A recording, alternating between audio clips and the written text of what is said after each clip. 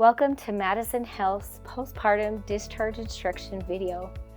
Before going home, we here at Madison Health would like to provide some guidance about how to care for yourself and your infant from the time you deliver your baby to about 6 to 12 weeks after delivery. Vaginal bleeding. It is normal to have vaginal bleeding after delivery. During the first week, the amount and appearance is often similar to a period. After the next few weeks, it will gradually decrease to a dry, yellow-brown discharge. For most women, bleeding stops completely by 4 to 6 weeks after delivery, but can vary. Watch for any changes in your flow, such as a sudden increase in volume. Soaking a pad an hour is too much bleeding. A change in color, such as green. Passing large blood clots. If you pass a blood clot that is larger than an egg size, contact your healthcare provider and be seen that day.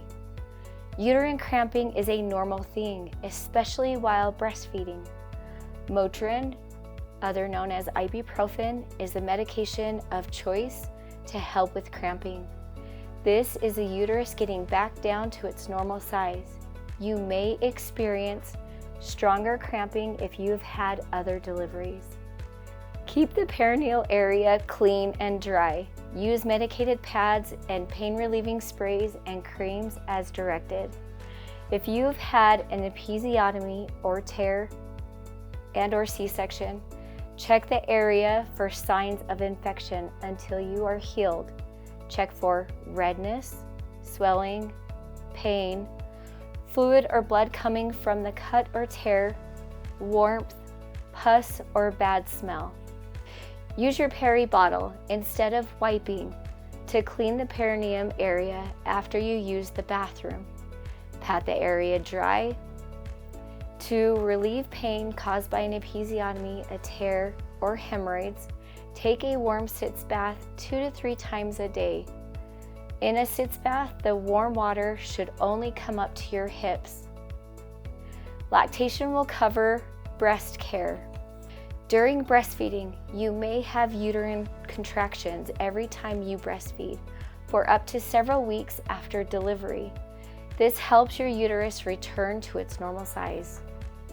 Right after delivery, you are susceptible for a UTI. Please watch for signs of infections such as frequency, urgency, burning with urination, which is not uncommon, especially if you've had an episiotomy or tear, and a low-grade fever. Kegel exercises are very important to do because it helps strengthen the pelvic floor right after having a baby. No sexual intercourse for 6 weeks. It is possible to get pregnant and ovulate even if you do not have a period and are breastfeeding. Talk to your healthcare provider about methods of birth control or family planning at your 6-week postpartum follow-up appointment.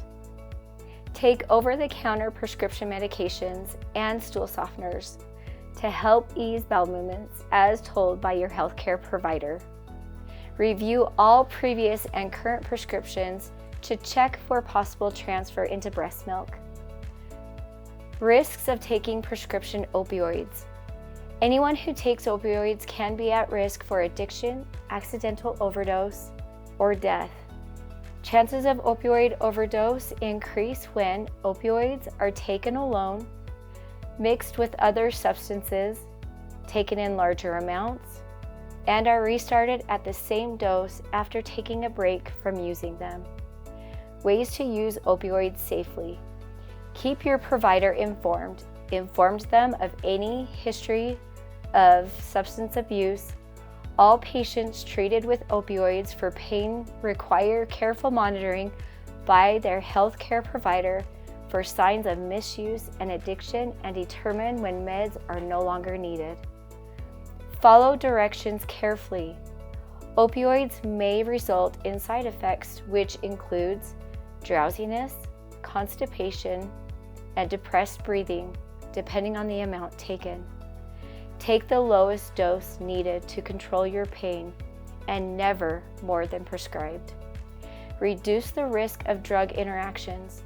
Don't mix opioids with alcohol, antihistamines such as Benadryl or Claritin, barbiturates, benzodiazepines. Combining any of these substances with opioids can lead to life-threatening respiratory depression. Please talk to your provider on more drug interactions. Gradually return to your normal activities. Rest as much as possible. Nap while your baby is sleeping. Drink plenty of fluid. To help prevent or relieve constipation, eat high-fiber foods every day. Increase calorie intake by 300 to 500 calories a day while breastfeeding. Examples are a granola bar.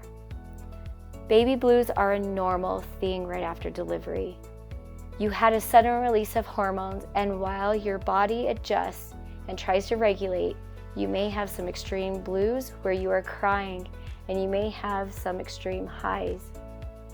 If after 2 weeks you are still having those feelings and you are now noticing you don't want to hold your infant anymore, you're no longer having joy in spending time with your family, or you have no interest in the things you used to enjoy, make an appointment right away to see if you are experiencing postpartum depression.